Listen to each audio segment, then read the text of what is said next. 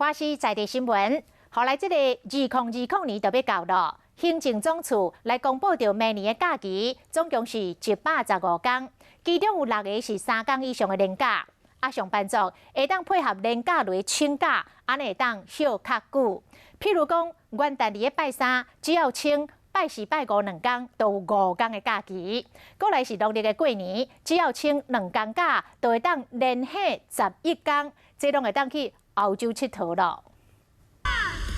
美丽灿烂的烟火陪你迎接新的一年。只可惜明年的元旦是伫拜3，若是想要休长假的人呢，只要搁再请1月初2甲1月初3，元旦就有假期，互你连休5天。若是想要放长假去欧美旅游，会当把握旧历的春节，只要请1月30、31，都会当互你对1月23的小年夜，一路休到2月初2，总共11天。另外，还有清明假期，只要请3天，就会当变9天。原本4月初2到初5就4天的年假，搁再请3月30、31甲4月初1，就会当对3月28休到4月初5。行政院人事行政总处公布，2020年总共115天的假期，4天以上的年假，除了旧历春节，其实也有清明、五日节、甲中秋。